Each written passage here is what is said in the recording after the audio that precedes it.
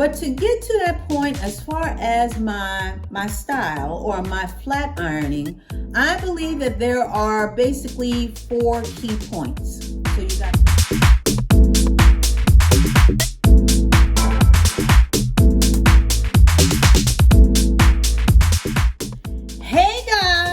welcome back. What's going on, subbies? And hola to all my newbies. And just in case you do not know what a newbie is, well, I'm about to break it down for you. A newbie be anybody, maybe, perhaps, checking me out for the first time, for the second time, maybe third or fourth. Honey, we do not keep tabs around here. We really don't. I just want all of my subbies and all of my newbies to come on in.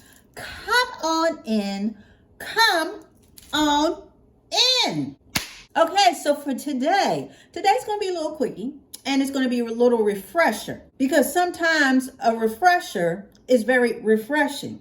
You see what I'm saying? And sometimes, it's okay to go over things more than once, just to make sure that everybody got it and everybody's on the same page.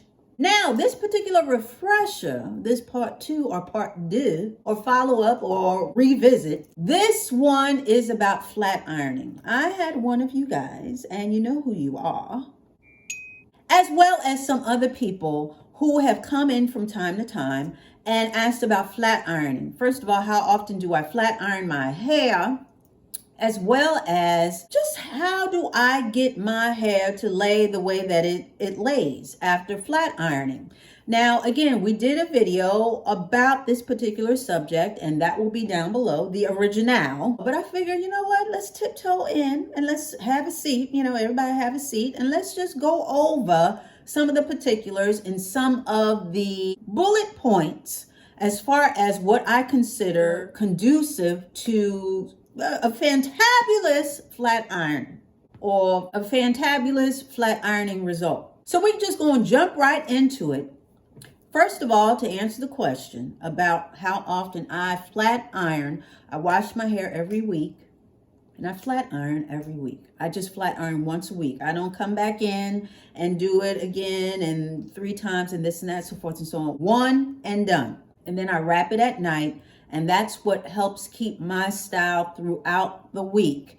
And that's barring any type of environmental catastrophes like strong wind or humidity or rain. But other than that, me wrapping it up, it pretty much is a steady Betty. So with that being said, that's what I do. But to get to that point, as far as my style or my flat ironing, I believe that there are basically 4 key points. So you got the pre, okay, so that's the pre-flat ironing. That's before you even touch the iron to flat iron. So you have the pre, then you have the prep, and during the prep, you have the products, and then you have the post. So I'm just going to we're just going to do alliteration today, and it's all going to be about P's, okay? We're keeping up with our P's and Q's, but we focusing in on the P's. So that's pre, that's prep, that's products, and post. So we're going to get right into it. So when I talk about pre, I'm talking about the blow dry, honey. So laying the foundation for a perfect flat iron result or straightening result, it all starts with the blow dry. Now over here in these part of the woods, in these part of the hair woods, we like to use a leave-in, okay? So when you use that leave-in, leave-ins are very important. It's the perfect segue from your foundation to the mechanical part. And when I talk about the foundation, I'm basically talking about the washing and the conditioning and all that stuff. The mechanical part is everything that you do to your hair, like the blow drying and the flat ironing and yada, yada, yada. So anyway, that blow dry is going to be key to a perfect flat iron, being that blow dry is going to help straighten out your hair. It's like pre-straightening for straightening your hair. Now, I know a lot of people, they like to air dry, and you can flat iron obviously after you air dry, but of course with air drying, you're not using heat. With blow drying, most people are. And with the heat helps to elongate and flatten and straighten out your hair so that there's less to do when you flat iron. It's less of a tussle. It makes that next step even easier. That's why I always say the magic is in the blow dry. Once you get that blow dry set and your hair elongated and somewhat relaxed, you're going to get what you want out of that flat iron, okay, out of that particular process. So the pre is the blow dry. That's going to be the foundation to your perfect flat iron. Now the second part is the prep, and you prep with the products. And the products are very important. You want a heat protectant. You want a good heat protectant that's not only going to protect your hair from the heat of the iron, but it's also going to add shine and softness. You don't want anything that's too oily. You don't want anything too heavy for your hair. So this is about knowing your hair. Those with fine strands, and when I say fine, I am talking about the diameter of your actual strand. So some people have thick strands, some people have finer strands or more narrow strands. And those with more narrow strands or fine, you don't want anything too heavy, because after you flat iron, it's just going to look flat. And we don't want that. Even by accident, honey, I got bars, okay? Anyway, so with that being said, just because you flat iron doesn't mean that your hair should be flat. We just talking about the strands should be smooth. So maybe I really should say smooth iron, but we just going to stick with flat iron. That's okay. I'm not trying to reinvent the wheel. I'm just trying to, add a couple of spokes to it. With that being said, you got to have the right products. And you guys know that I go between a serum and a spray. Either or. I have been using the Theory Heat Shield Thermal Spray forever, okay? Because I love, y'all know how I feel about my Theory. I am a Theory adherent. I am definitely a fan of this particular brand. They're all quality products as far as I'm concerned. So I go between the spray as well as my Paul Mitchell super skinny. Not just skinny, it's super skinny. So my Paul Mitchell Super Skinny Serum, and we running kind of low, but it's okay. It's a serum it adds shine and it's a heat protectant. It's the perfect complement to your flat ironing, okay, to that particular process, as well as other things, because it is a serum. You can use it as a topical agent, a finishing agent to add the shine and softness and yada, yada, yada. These two are my holy grails as far as flat ironing my hair. So once you have the perfect product that's going to protect your hair, as well as impart shine and softness, the next thing is placement of this product. Now, for me, I go piece by piece. Now, I know that a lot of other people, including hairdressers or hairstylists, they basically spray. If they're using a spray, they just spray it all over and they just get right to, flat ironing. Or if it's a serum, they put a little serum in their hands, they rub it around and just spread it all over the head, all over the hair, and they get right to it that way. And they have perfect results. Just me being me, and this is how I get my perfect result. I go piece by piece. So I part, and then what I do is I go in, I take the part that I want to flat iron, and then I add the product to this particular piece. And then I flat iron, so I go piece by piece by piece. I don't just put it all in my hand and just spread it out that way, because I feel like some pieces might be missing and they may not get the attention that I want them to get. So that's why I go piece by piece. Now, if you've been doing it the other way, where you just disperse it all over at one particular time, and that's been working for you, honey, go ahead at it, okay? Keep doing what you're doing, because it is working. But if it's not, and you find that your flat iron results aren't really the results that you want, you may want to look at the amount of product as well as the placement of the product that you're using. That may be where the missing link is. So like I said, with the serum, I do piece by piece, and even with the spray, I do piece by piece. I spray it in my hand, I rub it, and then I go piece by piece and coat each piece that way. I coat coat, you know, I sort of run my hand through it, and then I run it all the way down. Okay, I do my praying hands and I run it all the way down to the ends. I make sure I get the ends, and then I go in with the flat iron. So product is very important. As far as product placement is very important, because you want to make sure that every strand is protected from this heat. And then when you go in with the heat, now it's time to apply the heat, okay? So we're talking about your tools.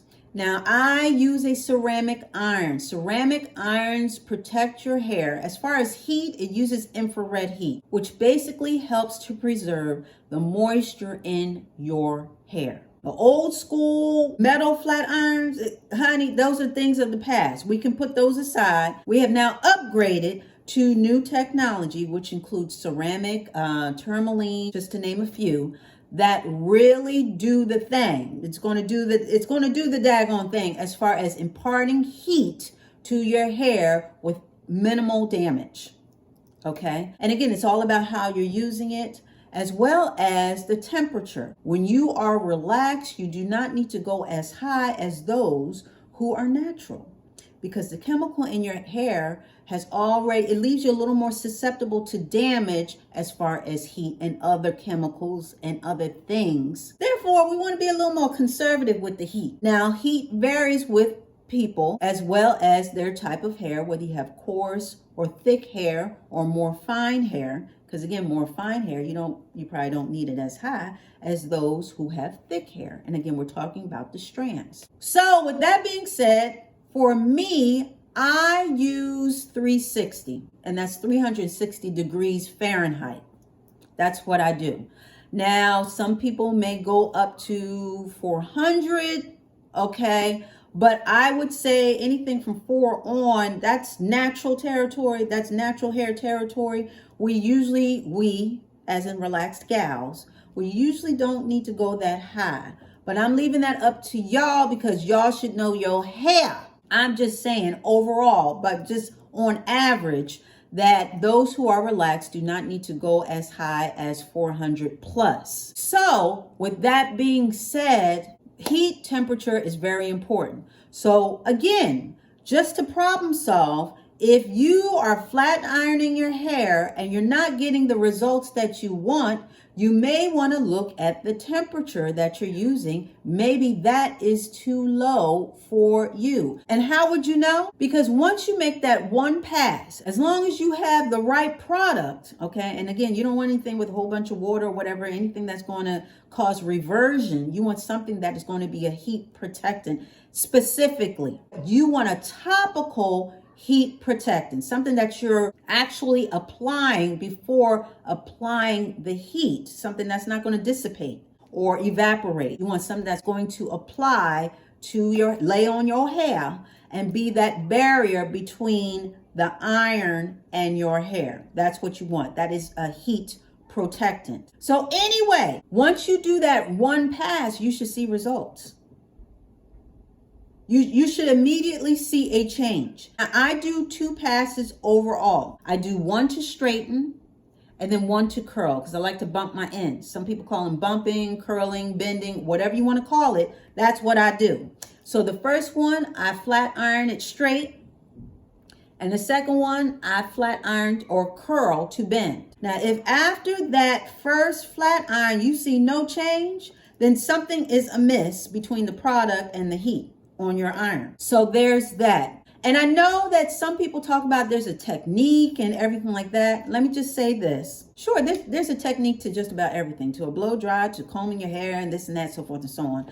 And I guess flat ironing is no different. But I don't want it to seem like it's this thing that you got to go to school for, or it's this type of esoteric situation where only the few know how to do it. You know, you have to be initiated to even get into the crew to find out these secret ways of flat ironing your hair, because that's not true. It's basic. You want to put your hair between the plates. Make sure the plates are pressed up against your hair, and then you're bringing it on down. That's all you're doing. The iron and your product, they're going to do the work. That's all. You just got to bring everything together and pull it through. I promise you that's it. Now, as far as curling it, you know, that's just bending your wrist the way that you want the curl to go. That's all that is. But I just want to get to the flat iron part because, again, I don't want it to seem like this is some type of, you know, mystical, magical thing, because it's not. You get the right products, get the right iron, have it on the right temperature, you're going to see that result in that. You should see the result in that first pass. Now, as far as passes are concerned, again, I just use 2. Now, I've seen people use 3. I have no problem with 3. Once we get past 3, I do sort of do a little side eye, you know, because, again, you want to be careful with the heat. You want to be responsible with heat. You know, there are a lot of people who are just afraid of heat and they don't even use it. And it's just like, I ain't doing that. But I'm telling you that there is a proper way to use heat where you will not incur any damage on your hair at all. You will not. And part of that is knowing how many passes. And again, with the right product and with the right tool, you won't need a lot of passes in the first place. You really will not. You will see the result. You should see the result at least by the second pass. So now that we've taken care of that, okay, we're going to get to the post. Because now that you put in all the work, honey, you want it to last. You don't want it to just fly away or poof up or whatever's going on. Whatever havoc is going on out around you, you don't want it to affect your coif. So with that being said, it's good to finish up with some type of holding spray. Whether it be a spritz, whether it be hairspray, you want something that's going to seal the deal and preserve all your hard work. After I flat iron and I curl my hair, I use a serum that helps with flyaways. It helps with any frizziness that may incur. And again, it's an extra shield, extra layer of protection against humidity or anything like that may go awry. And then I follow up with a spritz and a hairspray. I know it sounds like a lot, but it really isn't. And again, I'll have that video down below so you can see how I'm applying it. I would have done all that today, but it's time for me I haven't washed my hair yet. And we don't flat iron dirty hair, right? I don't hear y'all. We don't flat iron dirty hair, right? Okay, I'm just making sure. But that's how I seal the deal. I do my serum, then I do my spritz, and then I do my hair spray. That's just what I do. And then I wrap it up. And by the time, I wake up in the morning, honey, I am ready. I am styling and profiling. And I just dare anybody to say anything to me different. I like the Nexus Comb Through Finishing Mist. Okay. And again, those who are initiated, this is nothing new to you. You have seen this 10,000 times. So this is going to be 10,001. And what I do is I don't spray it all over my head. I like to spray in my hand. I like to spray it in my hand, and right before it gets too tacky, I work it through my hair. And that way I am able to control where the product is going. I do that with the spritz as well as the hairspray. So I go between the Nexus as well as the Moroccan oil. This is the luminous hairspray, and this is in the strong. Now the Nexus, that's sort of in the mild. And this one is a little stronger, so it has a little stronger hold. But again, I apply it the same way. So just to recap on the refresher, we are talking about as far as a fantabulous flat iron and getting fantastic results from our efforts. I believe that if you start off with the good blow dry, that's going to set you off. That's going to help pre-straighten your hair. And then you can sashay and segue into the actual prep, which is product placement and the amount, okay? So the amount of product, you don't have to be chintzy, but you don't want to be too generous where you are overwhelming your hair to the point where it just looks lifeless. So it's sort of like Goldilocks. You don't want it to be too little. You don't want it to be too much, but you want it to be just right. You just want to coat your strands. That's it. You don't need a whole bunch. Just coat it. And then you're going to apply the heat. And when you flat iron, it should be with the right tool at the right temperature. And all you're doing is putting your hair in between those plates and bringing it down. And as far as curling, you just want to bend your wrist. As you're going down, you just want to bend it. If you want a tighter curl, you're bending it earlier. If you want a looser curl, you're bending it late, meaning you're waiting, then bend. Tighter, you want bend. You get my point. And then to end it all, okay, to put the cherry on the top, you want to make sure that all of your hard work is protected. I use a serum as well as hairspray. You may want to use just the serum and just a spritz. Whatever fancies your boat. I know I'm mixing metaphors, but it's okay. You get my drift. Whatever tickles your fancy, whatever floats your boat, that's what you use. Everybody's different. Everybody has their own regimen. Honey, do you. My whole point is to make sure that you protect your work at the end. So I'm hoping that this little refresher was refreshing in some type of way, in that it broke down this whole flat ironing thing, because you can do it. If I can do it, you can do it. It really ain't no real thing to flat ironing your hair. So now that we have done all that and everybody has taken their notes and scribbled, it's time to close your books and it's time to pack up, because we're about to get up out of here. Okay? Okay. So with that being said, that wasn't too bad, right? We were in and out. Okay. I want to thank you so much for dialing in and showing up. I really do appreciate it. I really do. I really do. And yeah, we'll be back talking about some more stuff. Honey, I need y'all to come on back, because we got some more stuff to talk about. So you gotta come back for that. So you already know. It's going to be the same Dolce dial. It's going to be the same Dolce channel. So you come on back.